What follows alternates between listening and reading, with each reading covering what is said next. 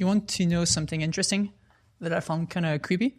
What? So did you go on our Anchor account in the last, 6 months? Probably, yeah. Why? Okay. Did you see the new metrics? No. Like we still have like the geographical location, which I think it's normal because like it's when you download, it's like an IP, so we know where you are. That's all cool with me. Same for like which app you're using. But if you go lower, what do you see? 80% male. Yeah. And mostly 23 to 27-year-old. Yeah. How the hell do we have those informations? Oh, that's true. Yeah, that is weird. I bet you it's like a subset of Apple Podcasts or something. Oh no, it's written at the bottom. It's Spotify, the source. But when I created my Spotify account, I don't remember writing my gender. Oh, maybe you did. Did you? I don't remember. I'm sure we could like make a fake. I don't feel like going through it now. Yeah, me neither. But I find it kind of shitty that they shared the information. Yeah. Well, it's the same company, right? So it's not shared. It's coming from the same pool. Okay, but not shared as this, but like in this situation, we are like another company using the service. Yeah. I don't like the fact that they just gave us that information. Check it out. It does ask you when you sign up. Those two things, actually. Date of birth and gender. Is it written that they're sharing this information? So there's two things written. It says, share my registration data with Spotify's content providers for marketing purposes. So that doesn't sound like it's part of it. Kinda, right? Not marketing, though. I mean, anyway. And the other one is terms and conditions and privacy policy. So, I mean... Yeah, I'm sure it's part of It's that. probably in there. Yeah, it's probably Privacy there, but, policy. Okay, yeah. Spotify partners is what they consider that. Okay, so we are a partner. Okay, this is it. We may also share your personal data in a pseudonymized format with our music industry partners to help them understand how content they license to us is performing and to enable you to listen to streaming content via the Spotify service. That's not exactly it, but anyway. I guess we're part of the music creation scene now. Yeah, I guess so.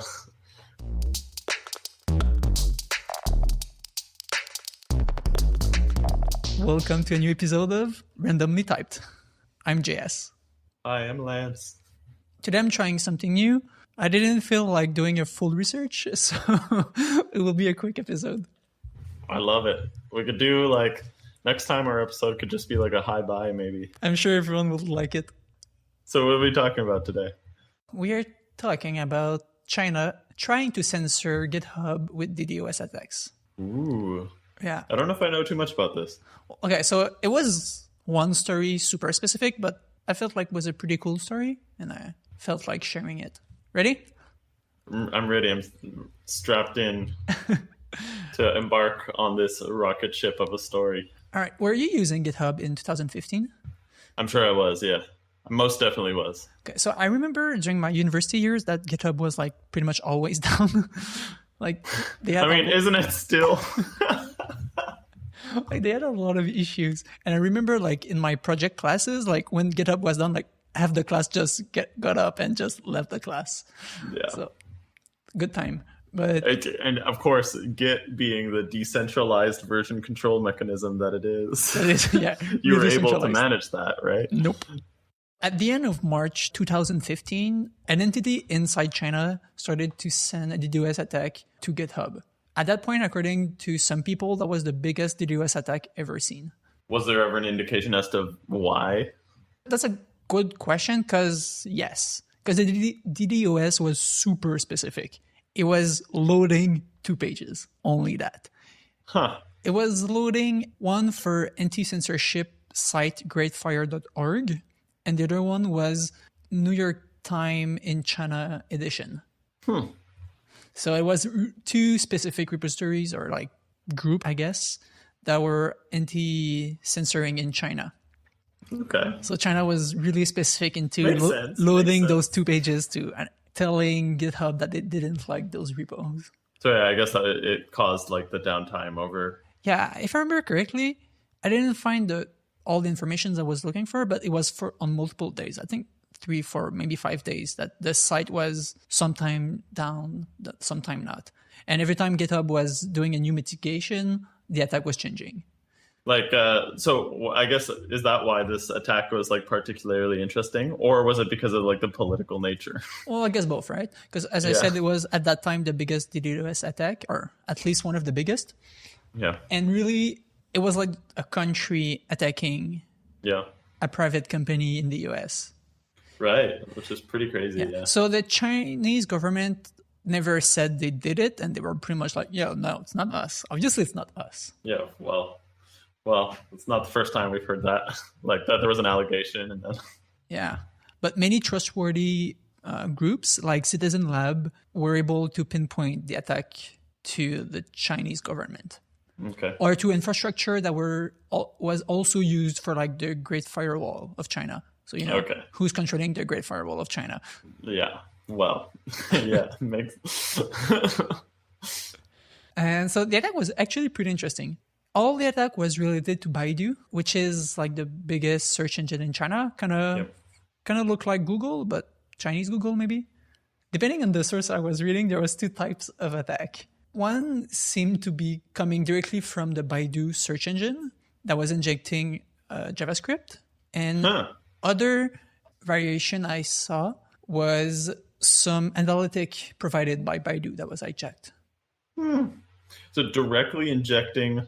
So like if someone does a search and they inject a JavaScript payload to go ping exactly GitHub. So they were hijacking a JavaScript query, right? So it was like, yo, give me abc.js, and like the Great Canon of China, that's the fancy name some people give it, was hijacking that query and sending back a malicious JavaScript file. And that file was just DDoSing GitHub.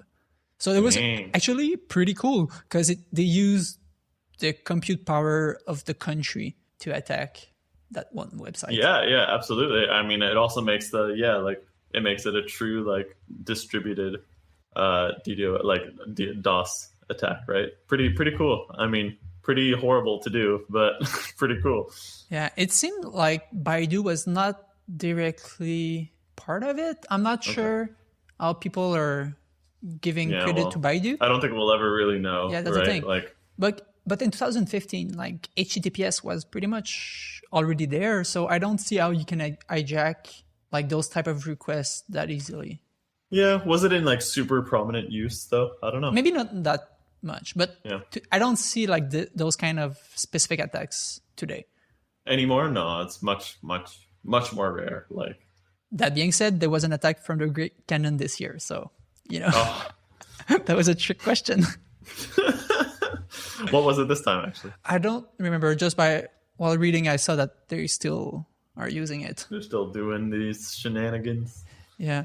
And one thing that's kind of I'm afraid of is that China has some root CAs in the country. So it means that even if we use HTTPS, they have like the power of signing legit queries with fake CAs.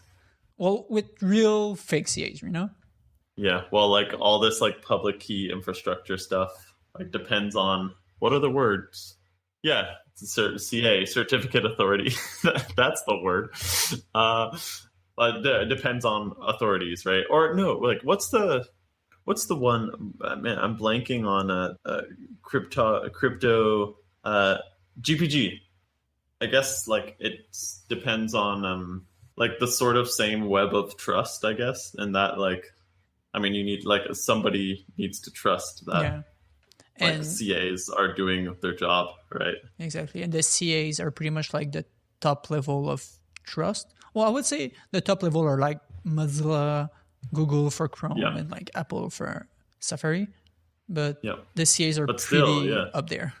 I'm pretty sure like every big government has at least one entity where they can like, hey, I would really like you to sign that cert and don't ask any question.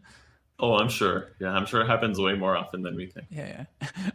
I'm sure the US at least government... It's still better than it was before, than just, at least it's encrypted. Yippee! Yeah. Well, hey, it's better. I guess, huh? Yeah. Well, I guess that was sort of like the push for Let's Encrypt and stuff. They're like, basically the push for Let's Encrypt being everywhere was that at least it's encrypted. Like, you might not know who it's from or whether they're trustworthy, but at least no one should be spying on you. With HTTPS, I guess, at least if you're not a government, which is, I would say, not most bad guys, you shouldn't be able to hijack a server. Not most people. Yeah. You know? But I guess that's why they added, what is it, like certificate pinning? Or what's those technologies? Yeah. Is that the HSTS thing? Right.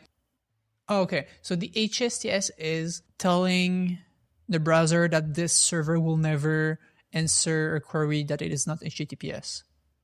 Oh, is it? Okay, so it's not the certificate pinning one. Did they end up? I remember Chrome at one point ended up like rolling it back, if I'm not mistaken. I could be misremembering. No, but... I know some of them was kind of problematic because like if you had problem, you were just stuck. Well, you're just stuck. Yeah, you're done. Yeah. Yeah, I don't remember. Okay, so if it's not HSTS, HPKP apparently is deprecated.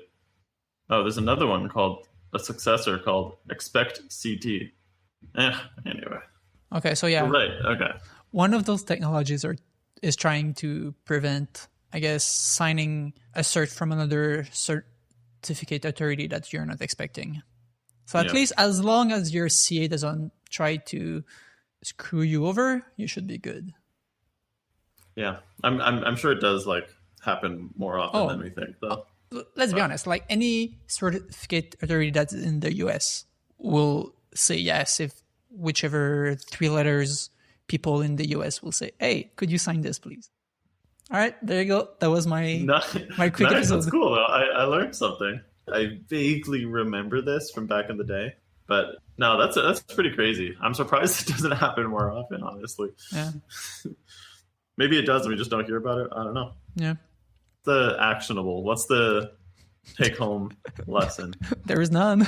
If China wants to take you down, they will. There's nothing to do.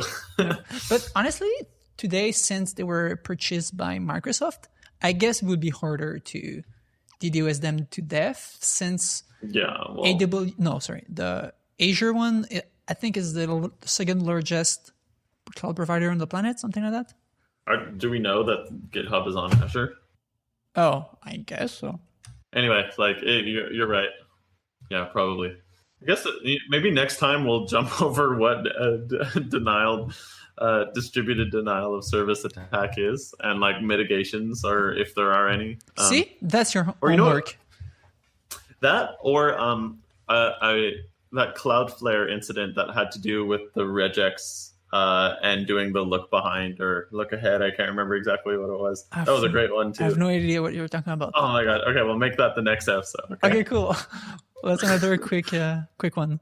All right, cool. All right, so I guess see you in 2 weeks. Yeah, well, thank you so much for talking to me about the Great Canon of China. It sounds like such a badass name. Yeah. All right. Cool. See you next time. Bye. This podcast is both free and free, as it's distributed under the Creative Commons. You can contact us and find show notes on our website, randomlytyped.com. The intro music is by Vansky. Thank you, Vansky. And thank you, listener, for indulging us.